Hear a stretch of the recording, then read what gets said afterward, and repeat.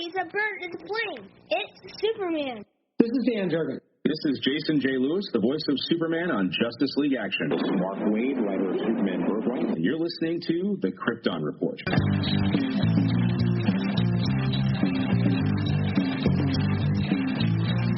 The Krypton Report podcast is dedicated to all things Superman, Supergirl, and the planet Krypton. We discuss movies, TV, game, comics, and all things DC. So join me, Tyler, with my co-host James and Jania. Welcome to the Krypton Report. It is I, your host Tyler, and today I have with me a special guest. This guy I've been trying to chat with for a while. We've been chatting online for quite a while, but it's been crazy trying to actually talk. So this is our first time actually getting to talk voice to voice. I'd like to welcome the one, the only, the man behind the pen, so to speak, the editor-in-chief of the Daily Planet, Mr. Zack Benz. Welcome, Zack. Thank you. That's quite the introduction. Yeah, I've been working on it. Yeah, we've been playing, a phone tape for a few weeks. We have. It's been crazy, but that's life, Yeah. Zack recently moved to Metropolis, as he has amazingly shown us that Metropolis really is in Milwaukee. Am I correct with that? Minneapolis. Ah, man. Hold on. Close. Man, I know why I said that, but hold on. I want to take that out. So Zack has moved and has shown us why he believes, and I'm agreeing with him, that Metropolis really is Minneapolis. Yes. Yeah. I mean, besides the name thing, very similar. The look, feel of the city gives me your film Metropolis vibe, from the show. Mm. It actually was used in the show, too, for the exterior shot. Oh, wow, that's cool. Well, I don't live too far away from Cincinnati, which has the prototype of the Hall of Justice, but, I often think that, I don't know why Kansas was chosen for Smallville, because I really feel Ohio has a really good Smallville vibe. Yeah, I heard that on one of your previous podcasts. It would have made sense for, especially since both the Superman creators at Ohio. Yeah. Been kind of poetic. Yeah, they're from Ohio. Like, a few years back, we went up to Cleveland to the, from Cleveland to Krypton is what it was called. Big thing. But, that's why I say I come from the land of Superman here in Ohio. But what's cool is not only is Zack a lover of comic books and, these characters, but Zack took his love of these characters to a different level. And he is a journalist. And I think that is something that, a lot of times with, I think, the Clark Kent character and the Superman character, we are always inspired to be heroic or to do good, but Zack took it a different way, I mean, I think in a way he's influenced by the different side of the characters, more of that, what Clark is about, so to speak, than Superman, and we'll dive into that in a moment. Also, where's all the people who are farmers because of the Kents, but yeah. Why don't you take us down a quick memory lane of, first of all, what got you into the characters, the whole world of Superman, and what got you into journalism? Well, I guess like many fans of different parts of the character and medium of the character is inspired. But what got me hooked into the world of early as I can remember, my mom, so I was raised by my grandpa's farm, actually, in northern Minnesota, an hour or two away from Kansas, right up north. So very Smallville. Yeah, just in the opposite direction. Yeah. It's very Smallville vibes, except for I feel like Smallville's a bit welcoming community. The Iron Range was back then. I hear you. But my mom, she couldn't afford much, and when I did see her, she always gave us, or gave sisters. She gave me DVDs, the old Superman Fletcher cartoons, and the Batman's Scooby-Doo cartoon. And I already was a big fan of Scooby-Doo. And Who isn't? Yeah. And then seeing the Batman back then, which I think it was based on Batman. I found the characters intriguing, and then Fletcher, or I hope Fletcher cartoon. Yeah, that's good. They were beautiful and fun and exciting, and so I'm like, oh, well, I want to know more about the character. And I want to say I was 8 years old when I first go. And started Smallville. That show is what fired. Yeah. That's awesome. No, please. This is just two dudes chatting. Yeah. So was it the Clark Kent of the Smallville, or was it like Chloe? Because I feel like Chloe is such a great character of that, that journalist and that love. And the one thing that Smallville always kind of made me chuckle about was Chloe ran the high school newspaper as if it was a real newspaper. I always thought they kind of missed the point of having Chloe with an internship at like the actual Smallville newspaper. Yeah. Because I know my high school newspaper was like kind of a joke. Mine didn't even exist. It was more like a high school newsletter that came out, I think, weekly. And I just kind of wish that somewhere they had, mentioned maybe the Torch was, I don't know, affiliated with the local newspaper. Because, you and I have talked a little bit that I worked for my small town newspaper for a little while. And as much as I enjoyed what I was doing, that was the worst job I've ever had because the way it was managed and the editor, it was really bad. And I learned a little bit more about how just the system works, and all that with small newspapers, and how around here is like one publishing company that pretty much owns all the small newspapers and all that. So it was very interesting, kind of like a peek behind the curtain, so to speak. And so just seeing all like Chloe talk about like, you're gonna be on the front page of the Torch. Yeah. I'm just like, wow, okay, high school newspaper, all right. I worked on the yearbook staff, and that was did more, I think, investigative journalism in our school than the high school newspaper / newsletter did. I just published newsletter. Nice. Getting that practice in where you can. Yep. No, it answer your question though. It was a little bit to do with Chloe, but I didn't get into Smallville right in the whole series. Yeah. And because that's when I found it. And then I bought DVD box, bought it, and it was a combination of Chloe and Lois. But then when I found out more about the character of Lois, went and explored her in her too, and fell in love with her. I'd say it was her who inspired, not the Clark Kent, because he didn't sort of hate. And even then, I feel like he still was struggling, but that's a different story. Yeah.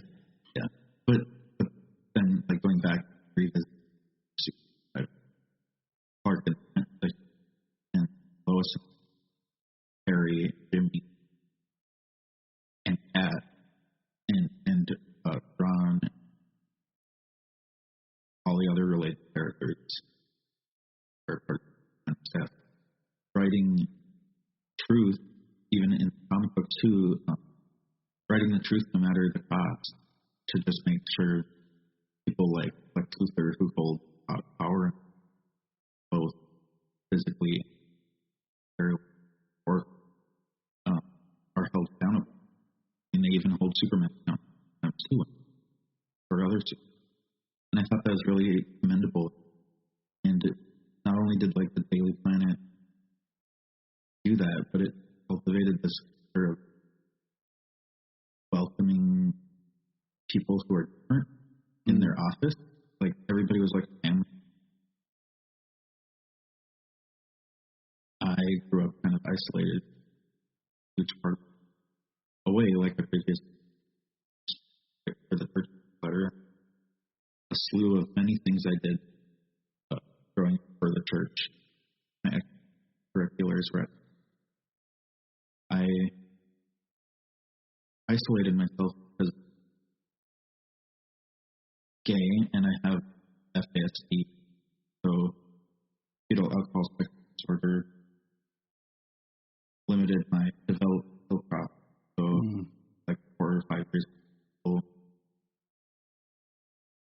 in 8th range school, so I didn't talk. And I also was a big secret because I thought people would hate me. So no, you're fine. I mean, but, hey, this is a safe place, man. All are welcomed here. Like, my experience all the time with people I talk about is my dad was in the Navy, and my brother and I were exposed to different cultures and stuff and younger when we were little. And then when my dad retired, he wanted to move and be back where he grew kind of around. He grew up because that's where actually both sets of my grandparents were. And I remember like kind of reverse culture shock in the sense of like how it was in the small community and small town. Kind of like how Chloe was when she supposedly moved to Smallville from the big city. Yeah. And it was weird, and I had this moment of like, people are talking about we're going to have diversity training because we need to learn how to accept other people for being different. And I remember sitting there and not trying to sound like I was being rude, but I just remember like, this is stupid, because I felt like it was common sense. And to me, it was common sense because I had grown in schools that were multicultural and diverse. And I with your story, I couldn't imagine like having to be in a community and not, and feeling that isolated. Because small towns can be great or they can be horrible. It's like if you click, it's awesome. If you don't, it's rough. And I I'm sorry you went through some struggles, man, because I've been in weird situations where I've kind of felt awkward. I mean, I'm not here to go down every tangent. I'm just saying, like, I'm glad you are where you are, man. You seem like you've come a long way and become a very strong person. And you're welcome.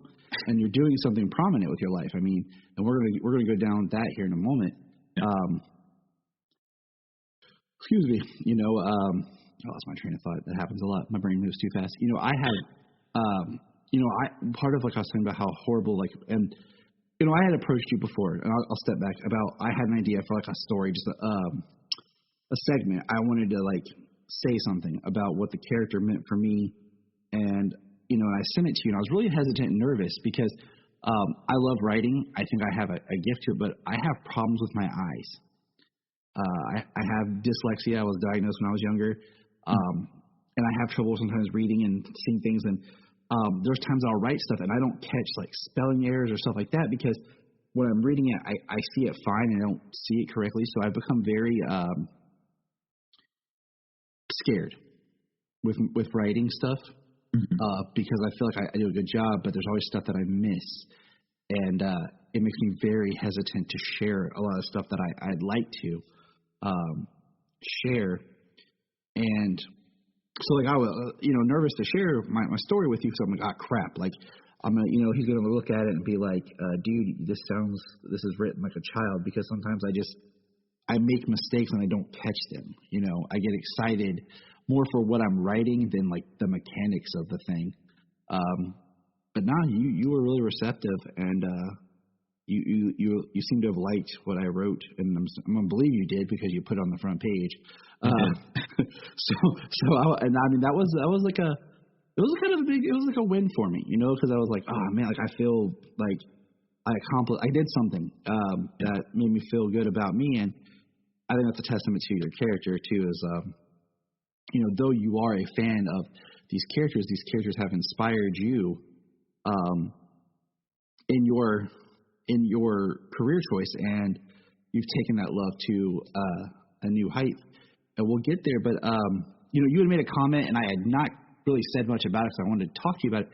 How are you feeling with the way that they brought out John as being a bisexual character with Jay coming up here in issue 5? That I have only been that excited and was just over the that I was when I saw that story. I was in the middle of ordering coffee, screamed in the clerk's face. I was so excited. I was very happy because John is a relative character, and I'm glad that they're exploring different characters and helping other fans who struggle with that part of themselves, see themselves. I think that's important, and I really wish that.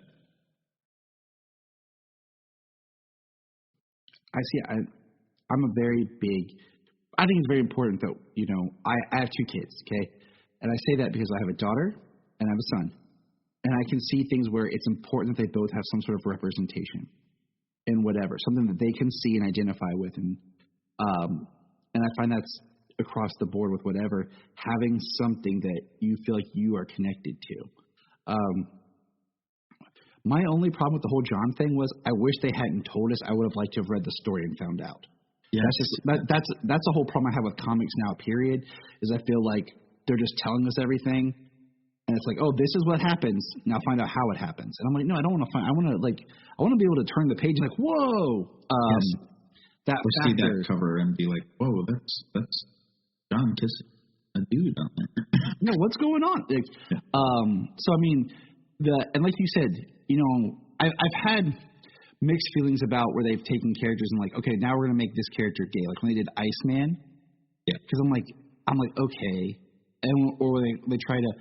I understand what they're doing in one way, but another way, I'm like, it doesn't feel authentic.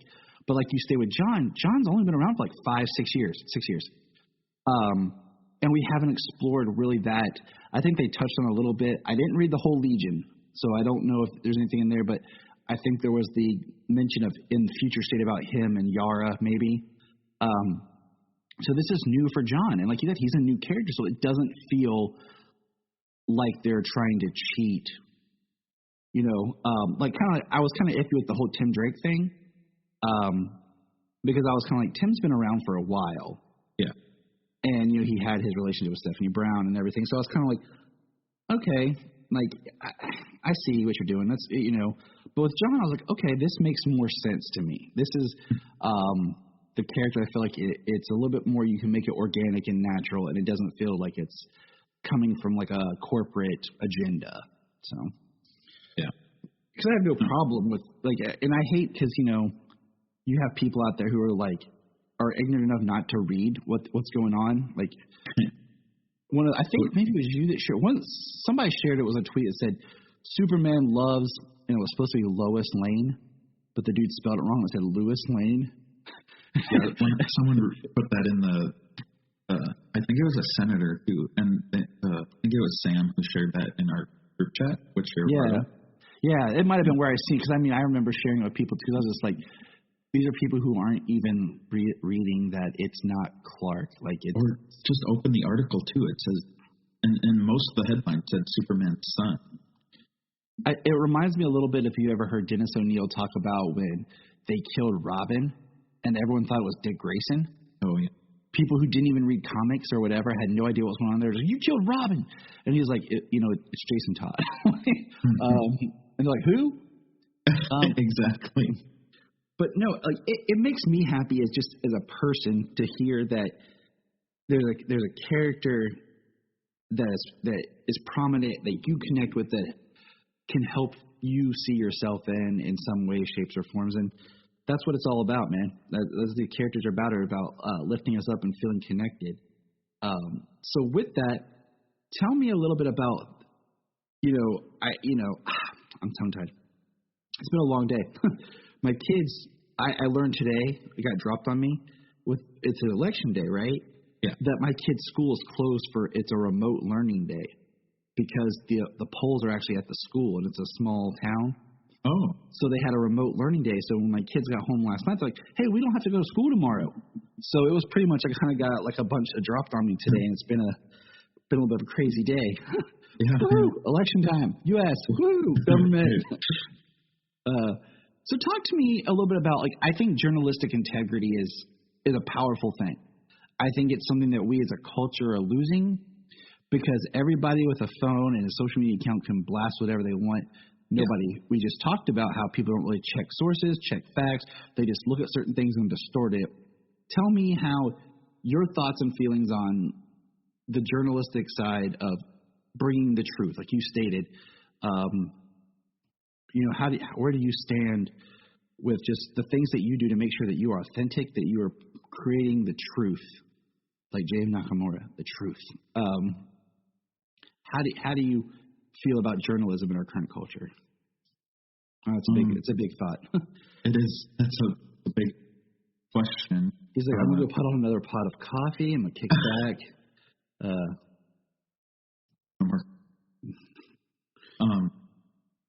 But I feel like a lot of reporting. There's like any profession, it's good. There's bad. But a lot of them are just struggling to survive. Some of them are just struggling to survive, and so they're doing breaking reporting, is what I call it, or clickbait in some ways. But there are also the really great ones that understand the response and follow a code, an inner code, their companies, their publication, and report truth through the facts. So it's hard. You just have to know where to find the right information. And journalism is so important. I don't want to bash art or any publications, but yeah, you just need to know. I know. I'm a hard-hitting journalist. I told you that from the start. I could say what I want to do with the Daily Planet. Sure, go ahead. Go ahead. We're getting there. Yeah. I know that, the thing is that I just kind of wanted to chat a little bit more, just about what's going on with you in life, because I know that you've talked to our good friend Zach Moore. I know you've talked to Luke Bug, and I just wanted to chat with you because I appreciated like the interactions we've had and give you a chance to kind of talk about maybe stuff that not everybody talks with you about. It's kind of what we're all about here. So say what you want to say. Well, however you want to present it, just talk away. To ensure that the Daily Planet remains responsible to security, I actually have drafted a code of ethics, which is available on the site.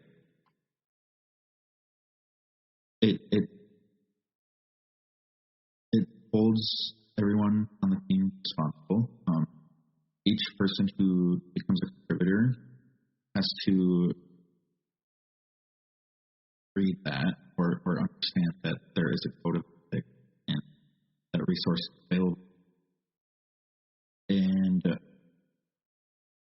I enforce it pretty strictly, and nobody really That's what I have to say. It's to assist in our reporting. It to make sure it stays by is impactful and I went to school at the University of Minnesota, which is also way up north. It's the Arrowhead part of Minnesota. Okay. Right.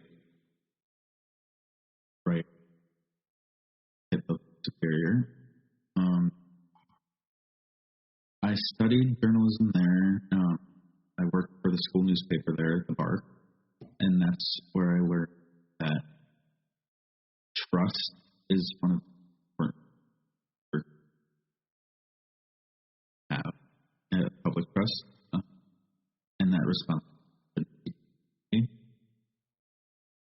And to quote my girl Lois Lane,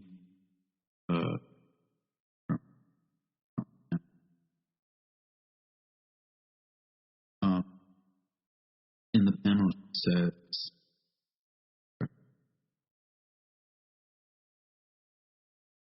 she says, I'm a journalist. Everything I write reaches millions of people. I have a responsibility to those people. There's far too much injustice all around to be ignored. And those words bring in my head as supervising writers, content creators, Daily Planet. I understand there's like a responsibility, but there's also the responsibility of existing in the real world and informing people so they have all that they need. That's really good. Yeah. So I know that you started the Daily Planet kind of like as a college project, and then you just kind of kept it going. Is that correct? It's kind of a complicated story. So I started the Daily Planet on Twitter in 2014, and it was more role play based. I was just like, I'm just going to be Daily Planet on report about the DCEU because I'm still just that here or with film. I decided to follow along with the cinematic universe that's supposed to have. Just apply crisis theory. That's what I get through. It's Man of Steel to Zack Snyder's Justice League, crisis, then everything after it's post-crisis, and that's why it doesn't make sense. That's great. Thank you so much. That's how I did it. When they put Ezra Miller in the Crisis on Infinite Earth, that immediately told me it's part of this, and that's how I cannoned it. That's why Aquaman's a little bit different than what we saw in Justice League. That's why Birds of Prey doesn't completely line up. That's why The Suicide Squad doesn't completely line up. And that's why Wonder Woman 1984 is so different tonally. It's all post-crisis. Mind blown. Yeah, thank you so much for that. You're welcome. You're welcome, man. Anytime. Yeah. But yeah, anyway, after I started the Twitter, it kind of exploded. And I started online edition, which you mentioned previously. It's a digital version newspaper, which we're all with. It was exactly the same. I tried it. With it. As similar to the Daily Planet, there's these will also make a newspaper, and people were, at first they were, and they're all archived on the site, even the role that recorded events in the EU. And in 2018, I switched over, throughout 2014, 15, 16, 17. The online edition stayed fictional, but the news we did was actually real. But in 2018, I built a site for a school project,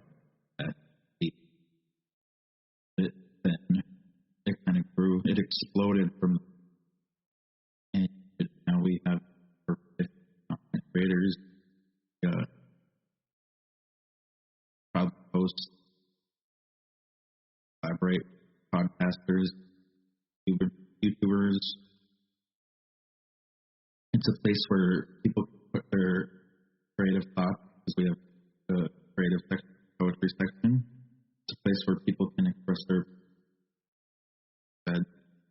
It's a place people can practice being the human side of Superman, or repent, and save or save the planet from that. Because in a world such as ours, nobody can be Superman power-wise, but you can be Clark Kent and playing that. Oh, it totally makes sense. One of the things I always say about Superman is even without his powers, he's still the same person. And, excuse me. What I've always loved about since I've learned of the Daily Planet and really dug in and explored and everything, what I've always really loved about it was like what you were saying, like it's a place to get actual factual news reporting, to get correct stories of what's going on, to express yourself, but with the integrity of journalism. It's not like you can just post, anything like we do on social media. There is the editor, there is the hierarchy of how a proper news source would handle itself. And that's what we need. We need something where it's fun and it's good and we can explore, but it's also held to its own code of ethics. It's held to an ethical standard. Unlike a lot of the resources that most people have at their fingertips. I mean, how many times do we get stuff like videos or whatever sent that, oh my God, do you see this? Mom, that's not real, Mom. That's fake. That's been debunked. Mom, look. Oh no, this was just made. Mom, that looks like it was recorded on a VHS in the 80s. It's just, we live in a world that creates, terror just from false information, and the strength of having someone like yourself, not to put like a huge weight on it, but just someone who has the integrity to say, hey, I'm going to live by these ethics and this code, and I'm going to make sure that what I print is correct. It's a big deal to me. Like it's a reliable way, and it's still fun at the same time because I get to say things like, I have an article on the Daily Planet. That's right. Yeah. I was just on the Planet's website. Zach was like, "Welcome to the Planet." It's one of my favorite things to say for contributors, like "Welcome to the Planet." It's so meta, and it's just so you feel like you're living in a company. And that's where we all want to be. Yes. Because the rules, the outlook is it's great. So what's going on with Zach? I mean, you got a new job. That was awesome. That helped, with the move. Yeah. And you're doing the Daily Planet. I mean, what else is going on with you? Like, like I said, I follow both the Daily Planet and your personal Twitter, and it's always nice to see the things you're out and about. It seems like in your new town. Yeah. How's that going? It's very exciting. I grew up on a farm. I've always dreamt of still in my home state, so I still feel close to home.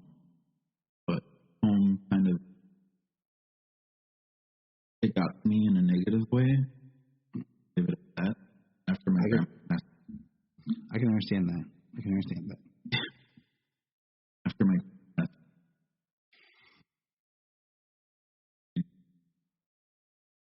feel at home.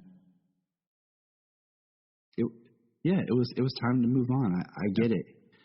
You had your own kind of Clark moment, where he leaves the farm and it's time to go and be Superman in the city. Your own kind of cathartic hero's journey, little Joseph Campbell there. Yeah. I always think I think one Superman story I think that they've never really hit on just as a point, and I'm going to share this and someone's going to steal it. Watch. I think it was in a comic, but but I don't think it was Clark as much. I don't remember. Maybe I'm wrong. I could be wrong. That happens. But just, the big city. Maybe this wasn't a comic, but like looking up and just being wowed by the city. And then the juxtaposition of people who are in the city all the time who don't really notice the majesty of the city. Yeah.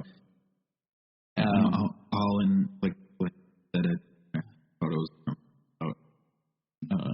just in awe at creativity and build each piece of art going out of and it amazes me that all of these structures, the city was built by humans who are historically for people that don't get along. They all got together and built this city or a city, and that's just how I see it. And it just amazes me that each window is filled with story. Each person walking on the street has something going on their life that's important, and I just want to hear work. That's an awesome thought, is looking for the story of the unexpected and the everyday. Yeah. The beauty of the ordinary, but we all overlook it, I guess, at times. All right, Zach, a couple of quick questions and we'll get you out of here. We know life is always going on. I have 2 kids. I'm hoping he's not burning down the house. For Superman, okay? Trunks or no trunks?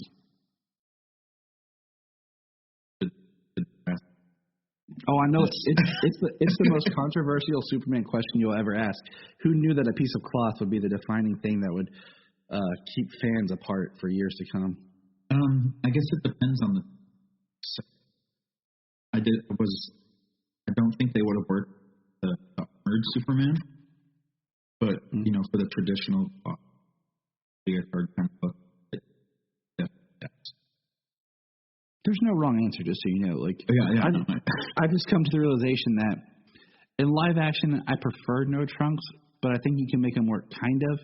Like, as much as I loved the suit in Crisis of Brandon Routh's, but continually, I feel like Brandon Routh always was able to wear trunks well. They always designed trunks well for him. Even his Superman Returns suit, they knew how to make them a little better, and they made his trunks a little bit more like shorts. Yeah. But I feel like the trunks on the Fleischer suit in Superman Lois, it looks good. But a whole series of that, I don't know if it would hold. And I feel like in comics, okay, fine. Live action, I prefer not. But it also comes down to the costume design. Yes. Favorite Perry White? Oh, that's it. I know it is. I'm going to have to hard-hitting journalism. Yeah, I'm going to have to go with the Perry White that appeared in Missing Part, because that's the most Perry White we've seen, like character-wise. He was a deeper character in that than like the older Superman shows, and he didn't really appear in Smallville that much. And he's, as much as I like the Perry White, I do. I'm gonna have to go Perry White. Lane Smith's Perry White was great because, like you said, it was the only time that we got a character of Perry than just like moments. We actually got to explore and be part of his life. But I mean, you can't beat Jackie Cooper's. This will be the biggest story since God spoke to Moses. No, that's my favorite line of his character in all of that. Like, that's a great line. So, all right, you're a Smallville fan. So, would you say that Tom Welling's your favorite Superman, or do you have a different one? Henry. Once again, there are no wrong answers because I say this, but I'm slowly falling more into Tyler being my favorite Superman. So am I. Because of where my life is, and relating, like, when I was in high school, when Tom was supposedly in high school in Smallville, and that journey, through college, I was in college. I didn't drop out; he did. And then also in Crisis when that did. Right. Yeah. And then now this whole is about Superman being a kid or being a father. I'm a father, and like I shared this. Like I recently met Dan Jurgens, and I had him. I didn't ask him or talk to him anything about Death of Superman. I brought to him the issue with the birth of John Kent, and I asked him to sign it. And I said, Superman's my favorite character. I love these stories that you did, the mini run that you did. The year that you wrote and gave birth to John Kent and Superman became a father in the comics is the year I became a father and my son was born. So this has really resonated with me. And I feel like he appreciated that. I feel like, maybe he mostly gets talked to about Death of Superman, and I was like, we're going to talk about something else. So, all that to say, Tyler is becoming up there because I really like what he's done, but it's resonating with me a lot on different levels of my life. Much like the story that I shared on a recent podcast that you commented on, my wife and I discussed. So it's a great show. It really shows.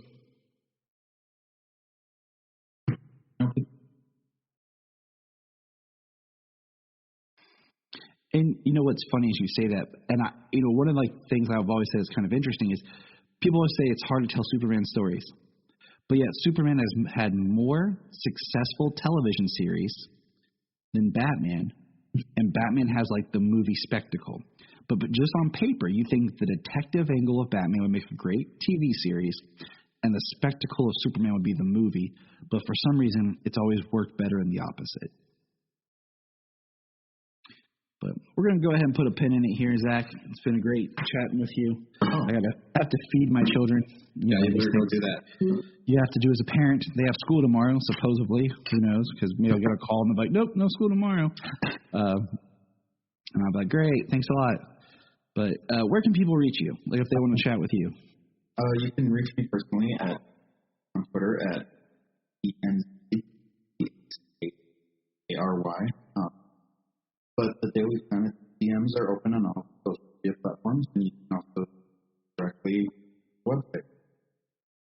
Awesome. Thank you. Thank you for being here and just getting a chance to actually get a chance to talk with you. It's been a pleasure. I hope everybody checks out Zach's page for the Daily Planet and sees more about how just authentic and actual newsworthy this site is. So, yes, thank you for having me. Yeah, you're welcome anytime. Remember,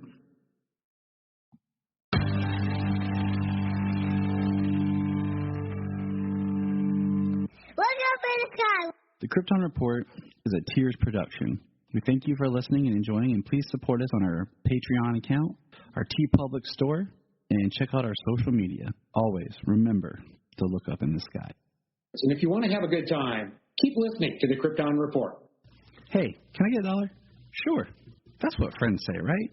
And we all know that we all have $1. We spend $1 on crazy stuff. We have a loose change around the house probably for $1.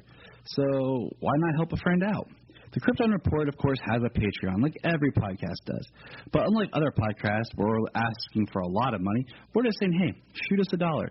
$1 a month, help us keep the podcast going, and help us to bring entertainment to you. And you can hear the fun voices of me and James. So go to patreon.com/Krypton Report and give it a shot. Thanks.